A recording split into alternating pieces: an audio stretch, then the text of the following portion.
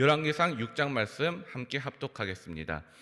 이스라엘 자손이 애굽 땅에서 나온 지 480년이요 솔로몬이 이스라엘 왕이 된 지 4년 15월 곧 2월에 솔로몬이 여호와를 위하여 전 건축하기를 시작하였더라.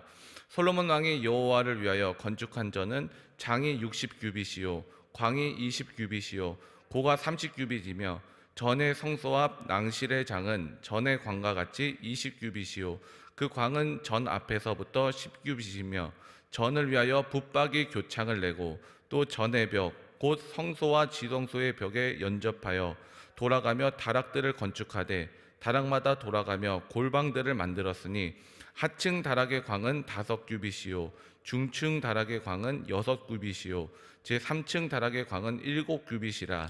전의 벽 바깥으로 돌아가며 턱을 내어 골방 들보들로 전의 벽에 박히지 않게 하였으며 이 전은 건축할 때에 돌을 뜨는 곳에서 치석하고 가져다가 건축하였으므로 건축하는 동안에 전 속에서는 방망이나 도끼나 모든 철 연장 소리가 들리지 아니하였으며 중층 골방의 문은 전 오른편에 있는데 나사 모양 사닥다리로 말미암아 하층에서 중층에 오르고 중층에서 제3층에 오르게 하였더라.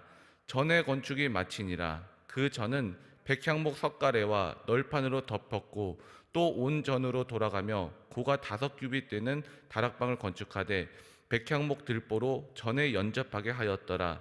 여호와의 말씀이 솔로몬에게 임하여 가라사대 내가 이제 이 전을 건축하니 내가 만일 내 법도를 따르며 내 율례를 행하며 나의 모든 계명을 지켜 그대로 행하면 내가 내 아비 다윗에게 한 말을 내게 확실히 이룰 것이요 내가 또한 이스라엘 자손 가운데 거하며 내 백성 이스라엘을 버리지 아니하리라 하셨더라.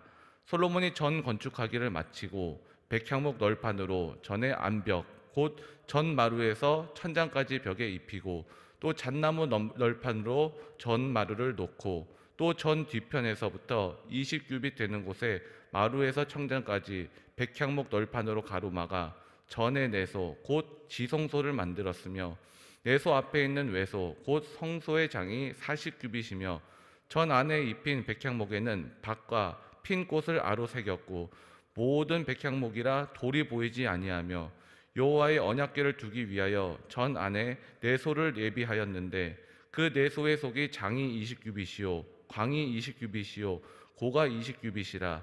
정금으로 입혔고 백향목 단에도 입혔더라. 솔로몬이 정금으로 외소 안에 입히고 내소 앞에 금사슬로 건너지르고 내소를 금으로 입히고 온 전을 금으로 입히기를 마치고 내소에 속한 단의 전부를 금으로 입혔더라. 내소 안에 갈람목으로 두 그룹을 만들었는데 그 고가 각각 10규빗이라. 한 그룹의 이 날개는 5규빗이요 저 날개도 5규빗이니 이 날개 끝으로부터 저 날개 끝까지 10규빗이며 다른 그룹도 10규빗이니 그 두 그룹은 한 척수 한 모양이요 이 그룹의 고가 10규빗이요 저 그룹도 일반이라. 솔로몬이 내소 가운데 그룹을 두었으니 그룹들의 날개가 패였는데 이 그룹의 날개는 이 벽에 닿았고 저 그룹의 날개는 저 벽에 닿았으며 두 날개는 전의 중앙에서 서로 닿았더라. 저가 금으로 그룹에 입혔더라.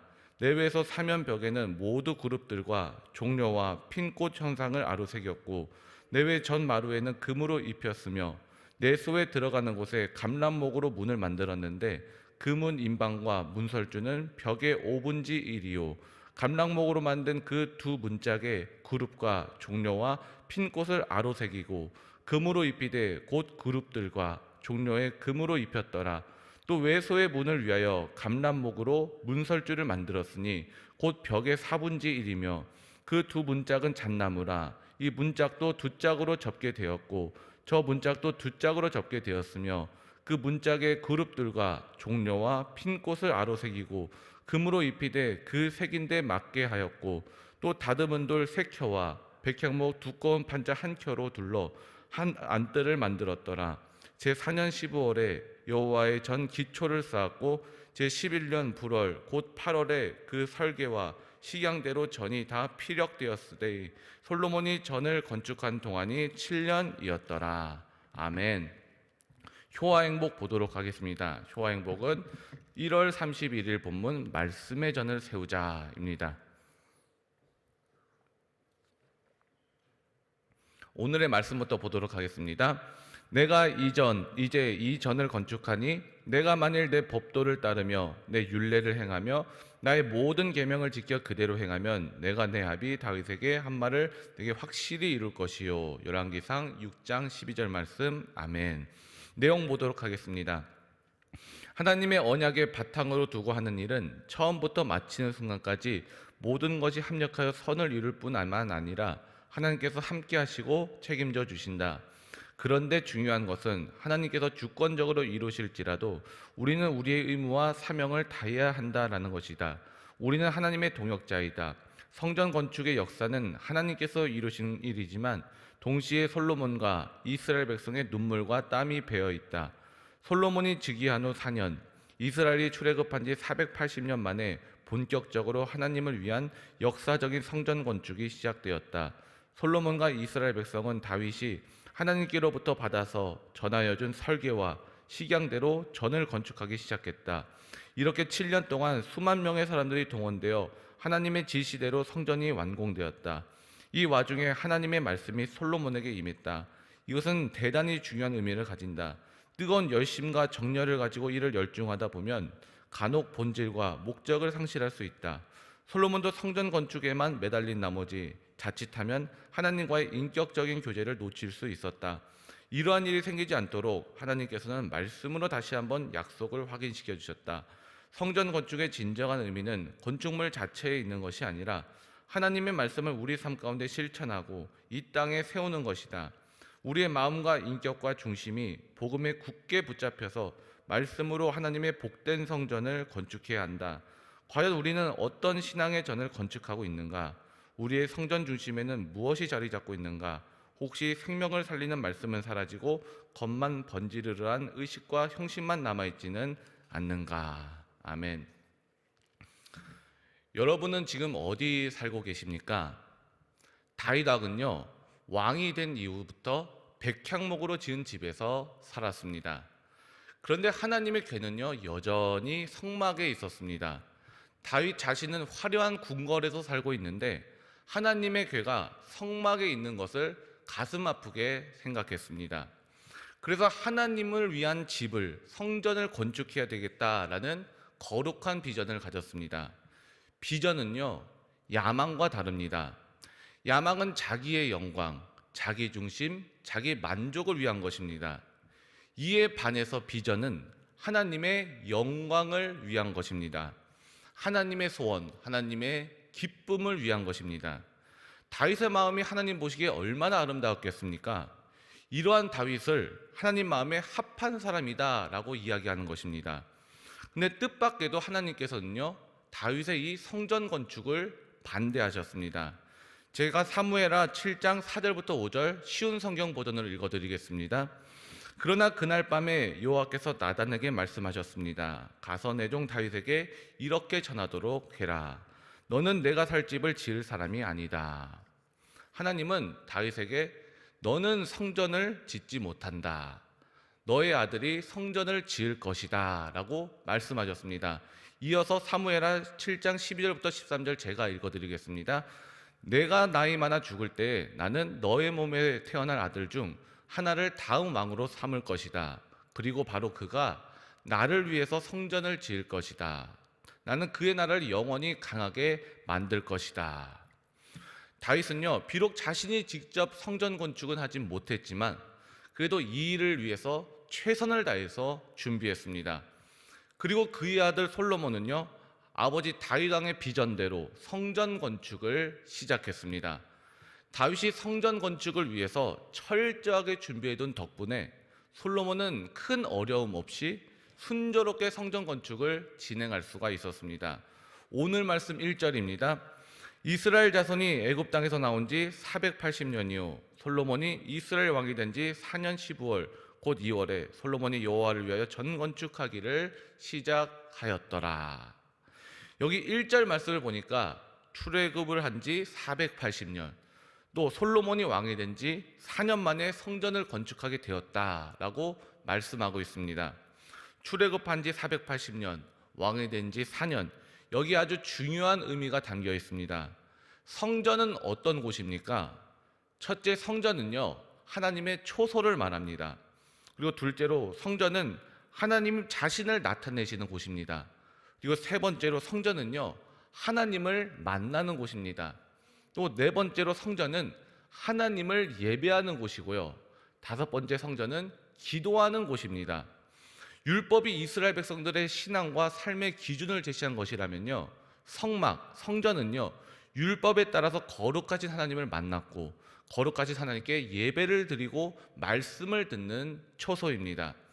이 하나님의 지시대로 만들어주신 성막은요, 땅에 있는 하나님의 처소로서 하나님이 이스라엘 백성과 함께 하시고 그들 가운데 거하고 계신다라는 것을 상징적으로 나타내고 있는 것입니다. 이스라엘은 성막 위에 낮에는 구름 기둥이, 또 밤에는 불을 기둥이 머무는 것을 보면서 하나님이 친히 그들과 함께하고 계시고 그들을 인도하신다라는 것을 알게 되었습니다. 이스라엘 백성은 이 성막에서 하나님을 만나고 희생제사를 드림으로써 죄 용서를 받았습니다. 전능하시고 거룩하신 하나님이 죄인인 인간을 만나는 그 놀라운 자리가 바로 성막, 즉 성전인 것입니다. 이 성전 건축은요, 이스라엘 백성들에게 하나님이 함께 하시고 인도하셨던 이 출애굽의 사건을 분명하게 상기시켜 주는 것이었습니다. 이런 놀라운 의미가 성막, 즉 성전 건축에 담겨 있는 것이었습니다. 오늘 말씀을 통해서 우리에게 주시는 두 가지 교훈이 있습니다. 첫 번째 교훈은요, 하나님의 말씀만 들리게 하라라는 것입니다. 이 성전을 지을 때 성전 짓는 소리가 나지 않았습니다. 왜 소리가 나지 않았느냐? 하나님의 계획에 따라 이미 다 다듬어서 왔기 때문에 그렇습니다. 7절 말씀입니다. 이 저는 건축할 때 돌을 뜨는 곳에서 치석하고 가져다가 건축하였으므로 건축하는 동안에 전 속에서 방망이나 도끼나 모든 철 연장 소리가 들리지 아니하였으며, 이 성전을 지을 때 시끄럽지 않았다, 혼란스럽지 않았다, 조용했다라는 것입니다. 망치 소리도 들리지 않고 도끼 소리도 들리지 않고 돌을 옮기는 소리조차 들리지 않았다라는 것이에요. 성전은 조용해야 된다라는 것입니다. 이것은 무엇을 뜻하는 것인가? 우리에게는요, 소리를 내고 싶은 유혹이 있습니다. 내가 무엇을 했다, 내가 또 어떤 헌신을 했다, 내가 공로자야, 내가 여기 토박이야, 내가 없으면 여기는 굴러가지가 않아. 우리에게는요, 이렇게 자신을 알리고 싶은 유혹이 있습니다. 하지만 하나님 앞에서 소리 나지 않는 헌신, 이것이 굉장히 중요하다라는 것입니다. 우리가 사람을 의식하면요, 소리가 나게 되어 있습니다. 또 나를 생각하면 소리가 나게 되어 있습니다. 하지만 우리는요, 하나님을 바라보는 사람들이고 하나님의 이 말씀을 믿는 사람들입니다. 이렇게 하나님을 믿는 사람들이 모인 교회 안에서는요, 사람의 소리는 줄어들고 기도 소리가 들려야 되는 것이고요, 찬양 소리가 들려야 되는 것이고, 오직 하나님의 말씀만 선포되고 들려져야 된다는 것입니다. 하나님 말씀보다 더 큰 소리가 들려서는 안 된다라는 것입니다. 그렇다면 소리가 나지 않기 위해 필요한 것은 무엇이냐? 준비가 되어야 된다라는 것이에요. 돌 뜨는 장소에서 다듬고 준비해서 오니까 아무 문제가 없더라라는 것입니다. 돌을 뜨는 그곳에서 다듬었다라는 말은요, 완벽하게 치수를 맞춰서 돌을 재단했다라는 의미예요. 그만큼 정성을 기울여서 철저하게 준비를 했다라는 말입니다. 그 외에도 보면요, 성전 공사의 구석구석 하나하나에 정성을 다했음을 우리가 볼 수가 있습니다. 우리가 여기서 알 수 있는 것은 우리가 주님 앞에 나올 때 어느 하나도 대충 해서는 안 된다라는 것이에요. 준비하고 신령과 진정을 다해서 나와야 된다라는 것입니다. 나의 가장 귀한 것을, 최고의 정성을 쏟아 부어야 되는 것이 바로 신앙생활이고, 또 성전된 사람들이 모여서 하는 사역이 되어야 된다라는 것이에요. 여기서 말하는 성전 건축도 그렇지만 주보 접는 일, 안내하는 일, 또 예배위원, 성가대, 그리고 찬양팀 연습, 주차봉사, 주방봉사 모두 다 마찬가지입니다. 대충대충 해서는 안 된다라는 것입니다. 누구에게 잘 보이기 위함이 아니라 하나님을 기뻐하시게 하는 일이 바로 사역인데, 어떻게 하나님께 하는 일을 대충 할 수 있겠습니까? 잘 준비해서 정돈된 자세로 나와야 된다라는 것이에요. 그래서 예배도 피치 못할 사정이 있는 경우를 제외하고는요, 지각하지 말고 제때 와서 예배 드려야 된다라는 것이고요. 각종 모임과 연습이 있을 수 있어요. 각종 모임과 연습도 제때 모여서 하라는 것입니다. 다 하나님께 드리는 것이기 때문에 그렇습니다. 하나님께서 우리에게 가장 귀한 독생자 예수 그리스도를 우리에게 선물로 주셨어요. 우리에게 은혜로 주셨습니다. 그 사랑을 받은 우리도 가장 최선의 것으로 우리 하나님께 드려야 되는 것입니다. 그렇게 하나님께서 주신 최고의 선물에 감사하며 나도 최선의 것을 드리며 나가는 것이 바로 신앙생활인 것이에요. 성전된 나의 신앙생활인데 어떻게 대충 할 수 있겠습니까? 소리가 나지 않는 헌신으로 하나님의 일을 정성스럽게 잘 감당하는 주의 종들 되시길 바랍니다. 두 번째 교훈은 무엇이냐? 하나님의 말씀에 순종해야 된다라는 것이에요. 11절부터 13절 말씀 함께 읽어보도록 하겠습니다. 여호와의 말씀이 솔로몬에게 임하여 가라사대 내가 이제 이 전을 건축하니 내가 만일 내 법도를 따르며 내 율례를 행하며 나의 모든 계명을 지켜 그대로 행하면 내가 내 아비 다윗에게 한 말을 내게 확실히 이룰 것이요 내가 또한 이스라엘 자손 가운데 거하며 내 백성 이스라엘을 버리지 아니하리라 하셨더라. 이 말씀을 보시면요, 네가 만일 내 법도를 따르고 내 율례를 행하며 나의 모든 계명을 지켜 그대로 행하면이라고 말씀하고 계십니다. 법도를 따르고 율례를 행하며 계명을 지키라라고 말씀하고 계십니다. 우리 함께 해보시겠습니다. 법도를 따르고 율례를 행하며 계명을 지키고 행하면. 네, 감사합니다. 하나님께서는요, 이 말씀을 순종을 세 가지로 표현하고 계세요. 첫째로 내 법도를 따르라, 둘째로 내 율례를 행하라, 셋째로 내 모든 계명을 지켜 그대로 행하라. 법도와 율례와 계명 다 하나님의 말씀을 가리키는 것입니다. 한마디로 말씀드리자면요, 하나님의 말씀대로 실천하고 순종해라 라는 것입니다. 순종이란 무엇입니까? 자발적으로 하는 것을 순종이라고 해요. 그런데 우리 속에 순종하고 싶은 마음이 있으면서도 한편 순종하기 싫은 마음도 있습니다. 우리는 완전하지 않습니다. 그러니 당연히 완전한 순종도 드릴 수가 없습니다. 완전한 하나님께서는 온전한 순종을 원하고 계시는데 우리는 불완전하기 때문에 그 요구 조건을 충족시킬 수가 없습니다. 그러면 우리는 영영 하나님의 복을 받아 누릴 수가 없는 것인가? 그렇지 않아요. 왜냐면요, 하나님은 우리에게 완전을 요구하시지만 동시에 긍휼과 자비를 베풀어 주시기 때문에 그렇습니다. 예를 들자면요, 하루는 엄마가 자녀에게 야, 네 방 청소 좀 해라. 그러면 내가 맛있는 거 사줄게 라고 했다고 합시다. 이때 엄마가 자녀에게 요구하는 청소 수준은 어느 정도일까요?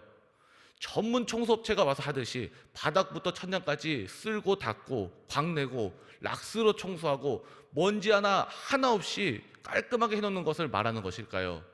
그렇지 않아요.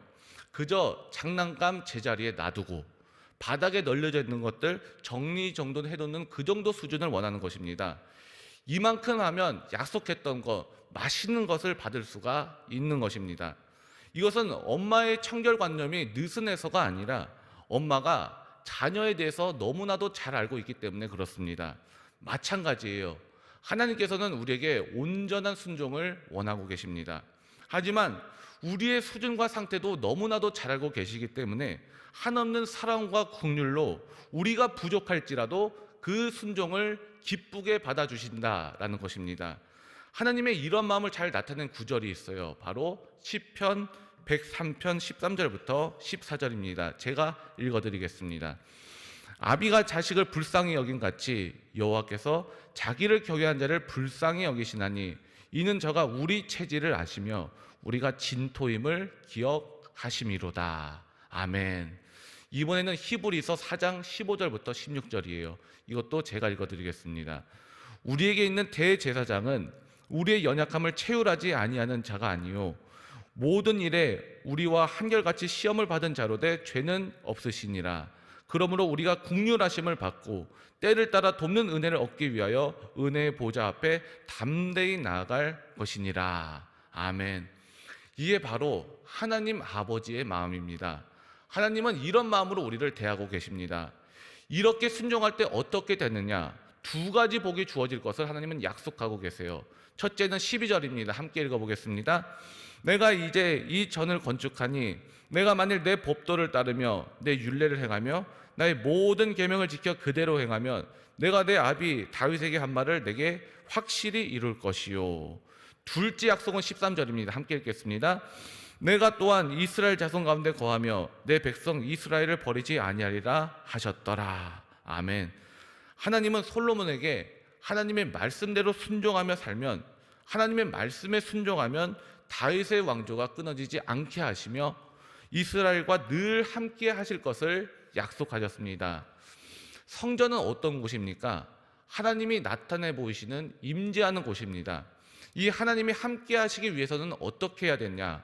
바로 순종해야 된다라는 것입니다. 하나님께서 임재하신 성전도 중요합니다. 그러나 그 무엇보다 중요한 것은요, 하나님 말씀에 대한 순종이에요. 성전은 거룩한 것이지만 순종을 대신할 수는 없습니다. 사랑은 순종입니다. 성전 사랑, 하나님의 사랑 모두 순종으로 표현할 수 있는 것이에요. 하나님께서 솔로몬에게 이 말씀을 하신 이유는요, 아무리 화려하고 웅장한 건물을 지어 바쳐도요, 정작 하나님의 말씀에 순종하지 않는다면 이 엄청난 노력과 화려한 건물이 전혀 소용이 없고 쓸모가 없다라는 것이에요. 우리 모두 하나님의 말씀에 순종하는 사람들 되셔서 하나님께서 솔로몬에게 약속하신 12절과 13절에 약속하신 두 가지 축복, 첫째 12절에 자녀가 잘 되는 복, 13절에 바로 두 번째로 하나님께서 언제나 함께 하시는 복, 이 두 가지 복을 모두 다 누리시기를 주의 이름으로 축원합니다. 기도하겠습니다. 하나님 아버지 감사합니다. 주 앞에 나와서 기도하며 귀한 하나님의 말씀을 허락하신 것을 감사합니다. 하나님께서 임재하시고 거하시는 이 성전을 건축하는 일을 통해 이 성전의 의미와 그 하나님의 사랑과 은혜를 배우게 하시니 감사합니다. 우리가 하나님 중심의 삶을 살기 원합니다.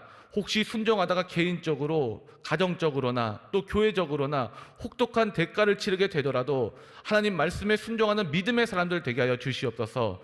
그래서 하나님의 은혜가 우리 삶 가운데 있게 하시고 성경에 제시된 모든 약속이 성취되며 하나님의 복을 누리는 가정과 삶과 일터될 수 있도록 주께서 은혜 부어 주시옵소서. 예수님의 이름으로 기도드립니다. 아멘. 다 함께 주기도문 하시겠습니다. 하늘에 계신 우리 아버지여, 이름이 거룩히 여김을 받으시오며 나라의 마옵시며 뜻이 하늘에서 이룬 것 같이 땅에서도 이루어지이다. 오늘날 우리에게 일용할 양식을 주옵시고 우리가 우리에게 죄진 자를 사하여 준 것 같이 우리 죄를 사하여 주옵시고 우리를 시험에 들게 하지 마옵시고 다만 악에서 구하옵소서. 대개 나라와 권세와 영광이 아버지께 영원히 있사옵나이다. 아멘.